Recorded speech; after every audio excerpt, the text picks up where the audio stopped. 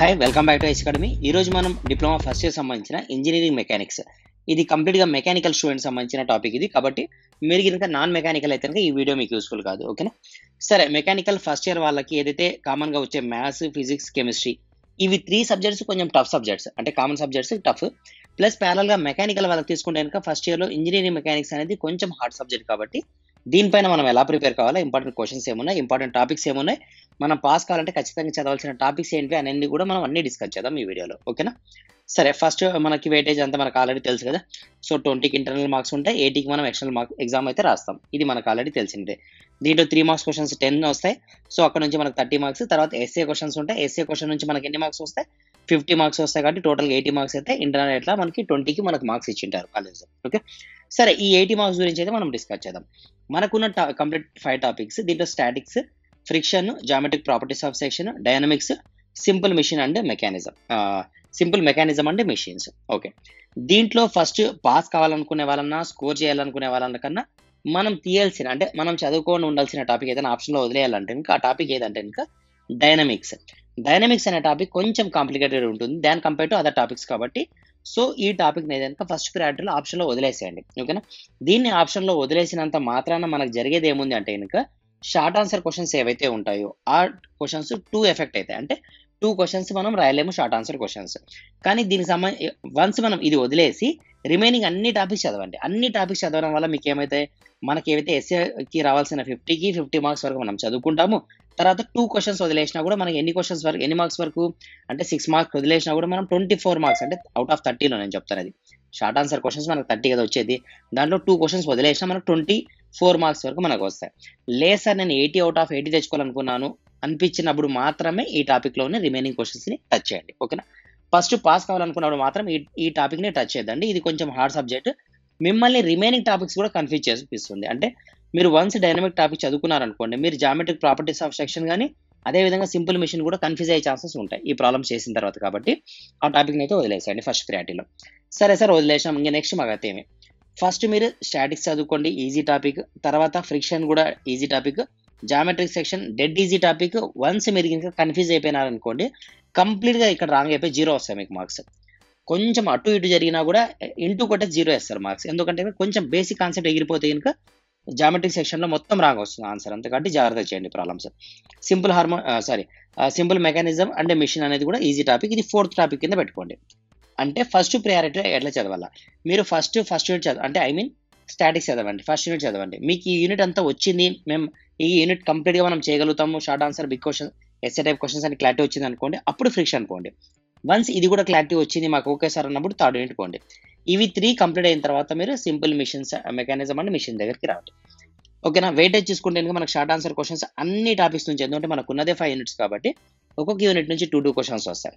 SA type question తీసుకుంటే statics నుంచి 1.5 question, friction నుంచి 1 question, geometric properties of section నుంచి 1.5 క్వశ్చన్స్.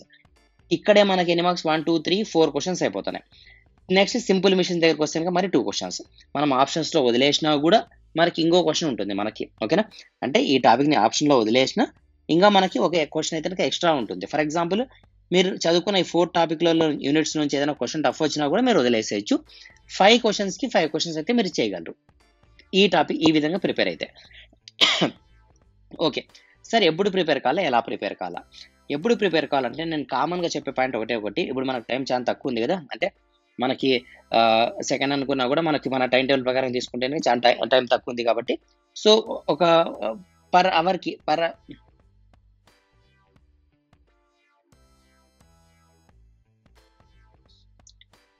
డైలీ 1 అవర్ అయితే చదవండి ఈ సబ్జెక్ట్. మరి అన్ని సబ్జెక్ట్ కాదు, ఈ సబ్జెక్ట్ డైలీ 1 అవర్ చదవండి. సో దట్ మీకు అప్రాక్సిమేట్ 20 డేస్ ఉన్నా కూడా మీ ఎగ్జామ్కు, సో 20 × 1 అవర్ వేసుకున్నా కూడా 20 అవర్స్ అనేది మోర్ దాన్ ఎనఫ్ ఈ సబ్జెక్ట్కి. యాక్చువల్ చెప్పాలంటే మీరు ఒక 5 to 8 అవర్స్, అంటే మినిమం 8 అవర్స్ అనుకోండి చాలు. 8 అవర్స్ చదివినా కూడా మీరు సబ్జెక్ట్ కంప్లీట్ అయిపోతుంది. కాబట్టి అంటే పాస్ అయిపోవచ్చు మనం 8 అవర్స్లో, దాంట్లో డౌటే లేదు. కొంచెం నీట్గా ప్లాన్ చేసుకొని చదవండి. సరే, ఏమేమి చదవాలా సార్, ఇంపార్టెంట్ క్వశ్చన్స్ చెప్పండి సార్ అంటే దాని గురించి కూడా మనం డిస్కస్ చేద్దాం ఈరోజు. సరే, ఇంపార్టెంట్ క్వశ్చన్స్ 1 by 1 చూద్దాం. ఫస్ట్ యూనిట్ ఏముంది మనకు, స్టాటిక్స్. మనం ఫస్ట్ ప్రియారిటీ ఇచ్చిన టాపిక్ ఇదే కదా, స్టాటిక్స్ ఫస్ట్ చదవాల్సిన టాపిక్. దీంట్లో ఏమొస్తాయి, ఫోర్స్ అంటే ఏమి? Force nothing but it is the action of pull or push is called as a force. దీంట్లో టైప్స్ ఉంటాయి. సో మనం ఫోర్సెస్ తీసుకుంటే మీకు డెఫినేషన్స్ అన్ని రావాలి. ఏమేమి డెఫినేషన్స్, స్కేలార్ అంటే ఏమి, వెక్టార్ అంటే ఏమి, తర్వాత స్టాటిక్స్ అంటే ఏమి, డైనమిక్స్ అంటే ఏమి, కైనటిక్స్ అంటే ఏమి, కైనమాటిక్స్ అంటే ఏమి, ఇవన్నీ రావాలా. ఆల్రెడీ మనం చూసినాం కదా, what is the scalar? The quantity which having the only magnitude is called as a scalar. The quantity which having both magnitude and direction is called vector.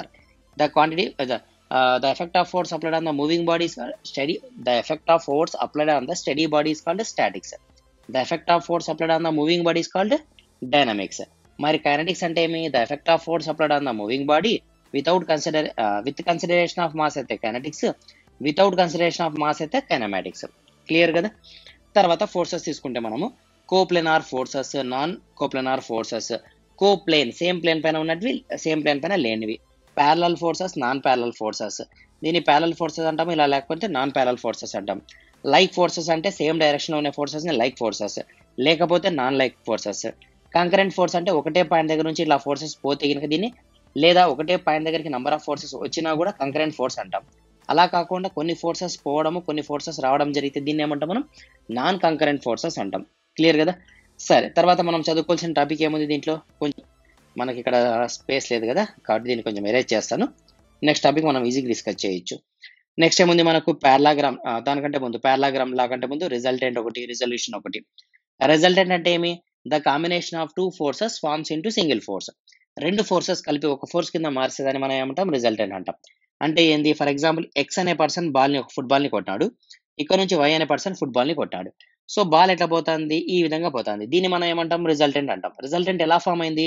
The combination of two forces forms into single force. దీన్ని మనం ఎలా రాస్తాం? X axis అని ఇక్కడ రాస్తాం, why axis అని ఇక్కడ రాస్తాం. టెక్స్ట్ బుక్ డయాగ్రామ్ ఇట్లా ఇచ్చింటాడు. ఓకేనా? సో దాని మీనింగ్ ఏమంటే the combination of two forces forms into single force is called as a resultant. Resolution అంటే ఏమంటే ఈ ఫోర్స్ ని మనకి ఇచ్చింటాడు ఆల్రెడీ ఎగ్జామ్ లో. రిజల్యూషన్ ని మనం కనుక్కోవాలా. రిజల్యూషన్ అంటే ఏమి? ఇచ్చిన ఫోర్స్ ని డివైడ్ చేయాలా. ఇక్కడ ఏం చేస్తున్నాం? టూ ఫోర్సెస్ కలిపి ఒక ఫోర్స్ కింద మారుస్తున్నాం. ఇక్కడ ఇచ్చిన ఒక ఫోర్స్ ని టూ ఫోర్సెస్ కింద మారుస్తున్నాం. సో దానివల్ల మనం ఏమేమి కనుక్కుంటాం? పీని క్యూని ఫైండ్ అవుట్ చేస్తాం. So division of single force into two forces is called as a resolution. అర్థమైందా? రిజల్టెంట్ ఫార్ములా ఏమైంది? Square root of P square plus Q square. P అంటే ఎవరు? Horizontal force. క్యూ అంటే ఎవరు? Vertical force. అదే విధంగా మన రిజల్యూషన్ కనుక్కోమన్నాడు, ఆర్ వాల్యూ ఇస్తాడు, తీటా ఇచ్చింటాడు, పీని క్యూని మనల్ని ఫైండ్ అవుట్ చేయమంటాడు. సో పీ వాల్యూ ఏముంది? R cos theta. Q value ఏముంది? R sine theta. ఈ ఫార్ములాస్ వస్తే చాలు, షార్ట్ ఆన్సర్ క్వశ్చన్ ఈజీగా చేయొచ్చు. Resultant resolution complete. Next parallelogram law. Parallelogram law అంటే ఏమి? మనం ఫర్ ఎగ్జాంపుల్ ఈ రెండు కేసెస్ లో తీసుకుంటే క్వశ్చన్ తీసుకున్న, ఆన్సర్ తీసుకున్న 90 degrees లో ఉండాలి ఇక్కడ. అంటే పీక్యూ అనే వాళ్ళు 90 degrees లో ఉండాలి. లెస్ దాన్ 90 ఉన్నా, గ్రేటర్ దాన్ 90 ఉన్నా మనకి యూజ్ అయితే కాదు. కాబట్టి మనం ఏం తీసుకుంటాం? పారలాగ్రామ్ లా అని తీసుకొచ్చింటాం. పారలాగ్రామ్ లా ఫార్ములా ఏమి? R is equal square root of P square plus Q square plus 2pq cos theta. మనం ఆల్రెడీ రెగ్యులర్ క్లాసెస్ లో కావచ్చు, లేదంటే మన యూట్యూబ్ లో క్లాసెస్ లో కావచ్చు, దీనికి సంబంధించిన డిస్క్రిప్షన్ అంటే దీనికి సంబంధించిన ఎక్స్ప్లెనేషన్ అంతా కూడా మనం డీటెయిల్ ఇవ్వడం జరిగింది. మీరు కావాలంటే అక్కడ ఒకసారి అయితే చూడండి, ప్రీవియస్ వీడియోస్ అని మీకు అర్థమవుతాయి. ఓకేనా? తర్వాత ఇంపార్టెంట్ ట్రయాంగిల్ అంటే ఏమి, పాలిగన్ లా అంటే ఏమి, లామిస్ రూల్ అంటే ఏమి, దీనిపైన కూడా మనకి ఎగ్జామ్ లో క్వశ్చన్ రావచ్చు. లామిస్ రూల్ పైన. లామిస్ రూల్ అంటే ఈ విధంగా ఉంటుంది కదా. So p by sin alpha is equal to q by sin gamma is equal to p by sin alpha, q by sin gamma, తర్వాత r by sin beta, alpha beta gamma, ఈ విధంగా ఒక formula లాగా రాసుకొని అయితే మనం problem చేసి ఉంటాం కదా. ఇది కూడా చాలా అంటే చాలా ఇంపార్టెంట్. మనకు ఖచ్చితంగా ఎగ్జామ్ లో క్వశ్చన్ ఎక్కడి నుంచి వస్తుంది ఎగ్జాక్ట్ గా అంటే గనక, ఒకటి పారలాగ్రామ్ లా పైన, లేదా లామిస్ రూల్ పైన, లేదా రిజల్టెంట్ రిజల్యూషన్ పైన. రిజల్టెంట్ రిజల్యూషన్ అంటే డైరెక్ట్ ఇలా సింగిల్ క్వశ్చన్ మల్టిపుల్ ఫోర్సెస్ ఇస్తాడు, అంటే కంబైన్డ్ ఫోర్సెస్. ఫర్ ఎగ్జాంపుల్ ఇలా నంబర్ ఆఫ్ ఫోర్సెస్ ఇచ్చేసి దీనికి రిజల్టెంట్ ని కనుక్కోమంటాడు. సో కాబట్టి ఇక్కడ చూడండి, ఖచ్చితంగా మనకి ఎన్ని ఉన్నాయి క్వశ్చన్స్? పారలాగ్రామ్ లా క్వశ్చన్ ఒకటి, లామిస్ రూల్ క్వశ్చన్ ఒకటి, రిజల్టెంట్ రిజల్యూషన్ లో ఇది సెకండ్ మోడల్ అనుకోవచ్చు, ఇది ఫస్ట్ మోడల్, ఇది సెకండ్ మోడల్. జస్ట్ 3 క్వశ్చన్స్ ఉన్నాయి. ఈ 3 క్వశ్చన్స్ లోనే మీకు 100% ఎగ్జామ్ లో ఫైనల్ ఎస్ఏ టైప్ క్వశ్చన్ వస్తుంది, దాంట్లో డౌటే లేదు. రిమైనింగ్ నేను ఏదైతే డిస్కస్ చేశానో ఇవన్నీ షార్ట్ ఆన్సర్ క్వశ్చన్స్ వస్తాయి. ఇంతే దీంట్లో ఉన్న టాపిక్స్. ఓకేనా? డీటెయిల్ కావాలంటే మనం ప్రీవియస్ వీడియోస్ అన్ని చూడండి, డిస్క్రిప్షన్ లో కూడా నేను లింక్ ఇస్తాను. ఓకేనా? సరే, నెక్స్ట్ యూనిట్ ఏముంది మనకు? Friction. What is the friction? Friction is a opposing force in the direction of opposite to the applied force. అంటే మనం ఒక ఆబ్జెక్ట్ ఉంది, లేదా ఒక వెహికల్ ఉంది. ఈ వెహికల్ నేను ఇట్లా లాగాలనుకున్నాను, అది మనం పుల్ చేయాలా, లాగాలన్నప్పుడు రానికుండా అపోజ్ చేసే వాని పేరు ఏం పేరు? ఫ్రిక్షన్. వీడు ఎక్కడ ఉంటాడు? ఆపోజిట్ డైరెక్షన్ లో ఉంటాడు అని చెప్పేది friction. What is the friction? Friction is opposing force in the direction of opposite to the applied force. తర్వాత దీంట్లో క్లాసిఫికేషన్స్ ఉంటాయి. క్లాసిఫికేషన్స్ ఏమంటాం మనం? Static friction, dynamic friction, rolling friction, తర్వాత sliding friction, number of frictions ఉంటాయి. మనకు కావాల్సిన definitions important చూడండి. ఫస్ట్ ఎస్ఏ టైప్ క్వశ్చన్స్ చూద్దామా దీంట్లో. దీంట్లో మనకి ఫర్ ఎగ్జాంపుల్ ఫ్రిక్షన్ తీసుకుంటే ఫ్రిక్షన్‌లో ఎస్ఏ టైప్ క్వెషన్ ఏం అడుగుతాడంటే 5 కేసెస్ ఉన్నాయి దీంట్లో. ఫర్ ఎగ్జాంపుల్ హారిజాంటల్ ప్లేన్ పైన ఒక బాడీ ఉంది. దీన్ని మనం పుల్ చేయాలంటే అంటే లాగాలంటే ఎంత ఎఫర్ట్ అవసరమైతుంది? కేస్ 1. హారిజాంటల్ ప్లాట్‌ఫార్మ్ పైన ఒక వెహికల్ ఉంది. దీన్ని మనం ఇంక్లైన్‌గా పుల్ చేయాలంటే ఎంత ఎనర్జీ అవసరమైతుంది? కేస్ 2. ఇంక్లైన్డ్ ప్లాట్‌ఫార్మ్ పైన పారలెల్ టు ప్లేన్ పుల్ చేయాలంటే ఎంత ఎనర్జీ అవసరమైతుంది? పారలెల్ టు ప్లేన్ పైన ఇంక్లైన్డ్‌గా పుల్ చేయాలంటే ఎట్లా? పారలెల్ టు ప్లేన్ పైన హారిజాంటల్ పుల్ చేయాలంటే ఎట్లా? అంటే ఒక కార్‌ని మనం లాక్కుంటా పోవాలంటే ఎంత ఎనర్జీ అవసరమైతుంది? ఒక కార్‌ని ఇంకో కార్‌తో, ఒక కార్‌ని ఇంకో లారీతో పుల్ చేయాలంటే ఎట్లా? ఇంక్లైన్డ్ రోడ్ పైన ఉన్న కార్‌ని కార్‌తో పుల్ చేయాలా? ఇంక్లైన్డ్ రోడ్ పైన ఉన్న కార్‌ని లారీతో పుల్ చేయాలా? ఇంక్లైన్డ్‌గా ఉండే ప్లేన్ పైన ఉండే కార్‌ని హారిజాంటల్‌గా పుల్ చేయాలా? ఇవి కేసెస్. అంటే ఇక్కడ వెయిట్ ఉంది. దీన్ని మనం పుల్ చేయాలి. ఎఫర్ట్ ఇయ్యాలి. ఎంత ఎఫర్ట్ అవసరమైతుంది? ఈ 5 క్వెషన్స్ మీరు ఖచ్చితంగా నేర్చుకోవాలా. ఈ 5 క్వెషన్స్ నుంచి ఎగ్జామ్‌లో క్వెషన్ వస్తుంది. మరి షార్ట్ ఆన్సర్ క్వెషన్స్ ఎక్కడి నుంచి వస్తాయి sir? Angle of repose. It is the minimum angle at which position body tends to move. Angle of repose. Angle of repose అంటే ఏమి? యాంగిల్ ఆఫ్ ఫ్రిక్షన్ అంటే ఏమి? Angle of repose it is the minimum angle at which position the body tends to move. Classifications. తర్వాత parallel base system అంటే ఏమి? Parallel to the plane అంటే ఏమి? Parallel to base అంటే ఏమి? సో ఇవే వీటికే డిఫరెంట్ నేమ్స్ ఇచ్చినప్పుడు కాన్సెప్ట్ అంతా ఇదే. ఓకేనా? జస్ట్ మీరు బేసిక్ తర్వాత లిమిటింగ్ ఫ్రిక్షన్ అంటే ఏమి? కోఎఫిషియంట్ ఆఫ్ ఫ్రిక్షన్ అంటే ఏమి? What is the ratio of coefficient of friction? ఈ జస్ట్ చిన్న డెఫినేషన్‌లు ఏవైతే ఉన్నాయో ఫ్రిక్షన్ అంటే ఏంది? అడ్వాంటేజ్, డిసడ్వాంటేజ్ ఏమున్నాయి? ఇవి చదువుకుంటే చాలు ఈ టాపిక్ నుంచి. ఓకే. నెక్స్ట్ తర్వాత geometric properties of sections. Geometric properties of sections. దీంట్లో మనం ఏం చదువుకుంటాం? జస్ట్ 2 క్వెషన్స్ చదువుకుంటాం. ఒకటి సెంట్రాయిడ్ చదువుకుంటాం. సెంట్రాయిడ్ యొక్క ఎక్స్‌ప్లనేషనే సెంటర్ ఆఫ్ గ్రావిటీ. యాక్చువల్ చెప్పాలంటే సెంటర్ ఆఫ్ గ్రావిటీ అనేది ఒక క్వెషన్. మొమెంటమ్ ఆఫ్ ఇనర్షియా అనేది ఒక క్వెషన్. 2 క్వెషన్స్ ఉన్నాయి. సెంటర్ ఆఫ్ గ్రావిటీ మనం చేయాలంటే సెంట్రాయిడ్ ఖచ్చితంగా మనకు అవసరం. కాబట్టి మనం ఇవి 2 నేర్చుకుంటాం. ఓకేనా? సెంట్రాయిడ్ అంటే ఏంది? ఫర్ ఎగ్జాంపుల్ సెంట్రాయిడ్ అంటే చెప్తానండి. ఒక బాడీని మనం ఎక్కడ పట్టుకుంటే ఆ బాడీ మొత్తం బ్యాలెన్స్ అవుతుందో ఆ పాయింట్‌ని ఏమంటామంటే సెంట్రాయిడ్ అంటాం. క్లియర్? మరి సెంటర్ ఆఫ్ గ్రావిటీ అంటే ఏంది? సెంటర్ ఆఫ్ గ్రావిటీ అంటే సెంటరాయిడ్ అంటే బాడీ యొక్క సెంటర్ పాయింట్‌ని సెంట్రాయిడ్ అంటాము. ఎక్కడ పట్టుకుంటే బ్యాలెన్స్ అవుతుందో దాన్ని మనం సెంటర్ ఆఫ్ గ్రావిటీ అంటాము. అంటే ఫర్ ఎగ్జాంపుల్ నేను ఇదే మెంబర్‌ని తీసుకున్నా. ఈ మెంబర్‌ని ఇట్లా ఇంటూ మార్క్ ఏసి ఇక్కడ పట్టుకుంటే దీన్ని మనం ఏమనొచ్చు? సెంట్రాయిడ్ అనొచ్చు. అంతేనా? అలా కాకుండా సెంటర్ ఆఫ్ ఇప్పుడు ఇది కూడా సెంట్రాయిడే కదా! అవును సెంట్రాయిడే. మరి సెంటర్ ఆఫ్ గ్రావిటీ అంటే ఏమి? ఫర్ ఎగ్జాంపుల్ ఒక లారీ తీసుకున్నాం అనుకోండి. లారీ హెడ్ ఇట్లుంటుంది. మనం సెంటర్ పాయింట్ ఏస్తే సెంటర్ పాయింట్ ఏమో ఇదే ఉంటుంది. అంటే సెంట్రాయిడ్ ఇదే. కానీ సెంటర్ ఆఫ్ గ్రావిటీ ఇదే ఉంటుందా? ఉండదు. సెంటర్ ఆఫ్ గ్రావిటీ ఇక్కడెక్కడో ఉంటుంది. అంటే ఇది సెంటర్ ఆఫ్ గ్రావిటీ. అర్థమైందా? ఎక్కడ పట్టుకుంటే బ్యాలెన్స్ అవుతుందో అది సెంటర్ ఆఫ్ గ్రావిటీ. అంటే ఇక్కడ centre of gravity is equal centre of సెంట్రాయిడా? కాదు. ఈ కేస్‌లో centroid is equal centre of గ్రావిటీనా? అవును. అర్థమైతుందా? అంటే సిట్యుయేషన్‌ని బట్టి ఆ డయాగ్రామ్‌ని బట్టి మారుతా ఉంటుంది. మరి మొమెంటమ్ ఆఫ్ ఇనర్షియా అంటే ఏమి? మొమెంటమ్ ఆఫ్ ఇనర్షియా అంటే విత్ రెస్పెక్ట్ టు హైట్‌తో కన్సిడర్ చేసినప్పుడు. ఫర్ ఎగ్జాంపుల్ ఇదే లారీ పోతా ఒక ఒక దీంట్లో దాన్నేమంటాం? ఒక లోయలో, ఒక గుంతలో పడిపోయింది. ఇప్పుడు మనం ఏం చేయాలి దీన్ని? ఒక క్రేన్‌తో దీన్ని లిఫ్ట్ చేయాలి పైకి. ఎప్పుడైతే మనం ఒక క్రేన్‌తో అంటే వర్టికల్ డిస్టెన్స్ మనం ఇయ్యాలో, అప్పుడు ఎక్కడ పట్టుకుంటే ఇది బ్యాలెన్స్ అయితుంది అని చెప్పేదాన్ని మనం ఏమంటామంటే అంటే విత్ వర్టికల్‌గా ఉండాల మూవ్‌మెంట్. ఎక్కడ పట్టుకుంటే విత్ వర్టికల్ మూవ్‌మెంట్‌తో దీన్ని పైకి తీయొచ్చు అని చెప్పే కాన్సెప్ట్‌ని ఏమంటామంటే మొమెంటమ్ ఆఫ్ ఇనర్షియా అంటాం. ఓకేనా? ఇవి కాన్సెప్ట్‌లంతా మీకు అవసరం లేదు. డైరెక్ట్ మీరు ప్రాబ్లమ్సే చేయొచ్చు. కొన్ని ఉంటాయి ప్రాబ్లమ్స్ టెక్స్ట్ బుక్‌లో. అవి మాత్రం చదువుకున్నా కూడా మీరు 100% పాస్ అయిపోతారు.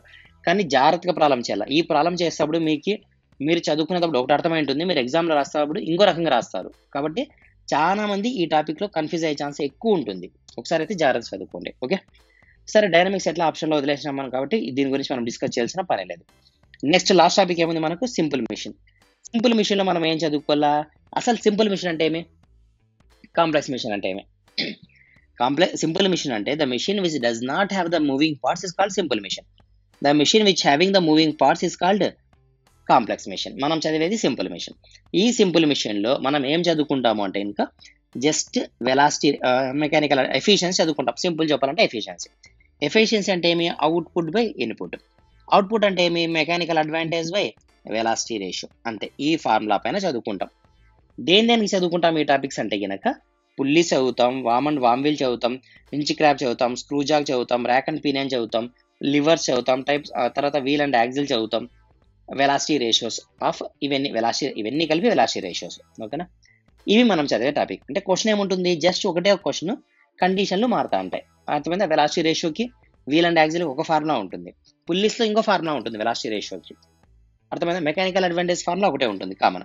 అంటే మనం ఓవరాల్‌గా ఈ టాపిక్‌లో నేర్చుకునేది only efficiency SA type question.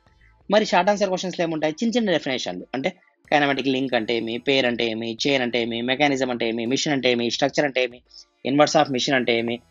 ఇవి మనకి దీంట్లో వచ్చాయి. తర్వాత సెల్ఫ్ లాకింగ్ అంటే ఏమి? రివర్సిబిలిటీ అంటే ఏమి? ఇలా చిన్న చిన్న ఏవైతే ఇంపార్టెంట్ టాపిక్స్ ఉంటాయో అవే టాపిక్సే రిపీట్ అయితా ఉంటాయి. అంటే మీరు ఏం చేయాలి దీంట్లో ఫస్ట్ కాన్సెప్ట్‌ని ఒకసారి టెక్స్ట్ బుక్ అంతా ఒకసారి రిపీట్ చేయండి. నేను చెప్పిన టాపిక్స్. తర్వాత ప్రీవియస్ ఇయర్స్ క్వెషన్స్ ఒకసారి చూడండి. అంతే ఇంక చాలు. మీరు ఇంకేం చేయాల్సిన పని లేదు. డైలీ ఒక 1 అవర్ చదువుకున్నా కూడా మీరు 100కి 100% పాస్ అయిపోతారు విత్ మంచి సబ్జెక్ట్, మంచి స్కోరింగ్‌తో. ఓకేనా? సరే దీనికి సంబంధించి కూడా మీకేమైనా డౌట్స్ ఏమైనా ఉన్నా కూడా మన డిస్క్రిప్షన్‌లో ఏదైతే వీడియో ఉందో ఈ వీడియో డిస్క్రిప్షన్‌లో నేను మనకు సంబంధించిన టెలిగ్రామ్ లింక్‌ని ఇస్తాను. అదేవిధంగా మనకి యాప్ ఉంది కదా! యాప్‌కి సంబంధించిన లింక్ కూడా ఇస్తాను. మీరు కావాలంటే టెలిగ్రామ్‌లో జాయిన్ కండి. ఏమైనా అప్డేట్స్ ఉన్నా కూడా వస్తాయి. యాప్‌ని డౌన్‌లోడ్ చేసుకొని ఒకసారి అయితే చూడండి. మీకు సంబంధించిన ఏమైనా మెటీరియల్ ఏమైనా ఉందా? లేదంటే మీకు సంబంధించిన కోర్సెస్ ఏమైనా ఉన్నాయో కూడా చూడొచ్చు మీరు. ఇన్ జనరల్‌గా అయితే మనం ఏమేమి ప్రొవైడ్ చేస్తామంటే యాప్‌లో పీడిఎఫ్స్ ఉంటాయి. తర్వాత previous years question and answers videos ఉంటాయి. అంటే సొల్యూషన్స్‌తో పాటు వీడియోస్ కూడా ఉంటాయి. ఇక్కడ ఓన్లీ క్వెషన్స్ ఉంటాయి. తర్వాత ఏముంటాయి? కంప్లీట్ కోర్స్ ఉంటుంది. మీరు ఏది కావాలంటే అది జాయిన్ కావచ్చు. ఓకేనా? లేదు దీనికి సంబంధించిన ఏమైనా ఆఫర్స్ గాని ఏమైనా ఉన్నాయంటే మీకు ఏమైనా కనుక్కోవాలనిపిస్తే ఇన్‌స్టిట్యూట్ నంబర్ తెలుసు కదా! 900000256161 ఇన్‌స్టిట్యూట్ నంబర్‌కి మెసేజ్ చేయండి. మీకు ఏం నీడ్ ఉందో దాన్ని మెసేజ్ చేస్తే దానికి సంబంధించిన సొల్యూషన్ అయితే మీకు దొరుకుతుంది. తర్వాత కావాలంటే మీరు కోర్స్ కావాలంటే ఏదైనా నీడ్ ఉందంటే పర్చేజ్ చేసుకోవచ్చు. ఓకేనా? లేదు సార్ మేము ప్రిపేర్ అవుతాము అని అనుకుంటే గనుక హ్యాపీగా ప్రిపేర్ కండి. ఇంపార్టెంట్ క్వెషన్స్ అయితే చెప్పినాను కదా! మీరు ప్రిపేర్ కావాలనుకుంటే గనుక మీరు హ్యాపీగా ప్రిపేర్ అయిపోవచ్చు. No issue. క్లియర్? వీడియో అయితే కనుక మీ ఫ్రెండ్స్ కూడా షేర్ చేయండి. ఎందుకంటే ఎక్కువ మంది ఫెయిల్ అయ్యే సబ్జెక్ట్ ఇంజినీరింగ్ మెకానిక్స్ కాబట్టి మెకానికల్ వాళ్ళకి కొంచెం టఫ్ సబ్జెక్ట్ ఫస్ట్ ఇయర్ ఉన్న వాళ్ళకి కాబట్టి ఒకసారి అయితే కనుక మీ ఫ్రెండ్స్ అందరూ కూడా షేర్ చేయండి. వాళ్ళకి కూడా యూస్‌ఫుల్ అవుతుంది. వాళ్ళు కూడా పాస్ అయ్యి కొంచెం సోర్స్ దొరికినట్టు ఉంటుంది. ఓకే. Thank you.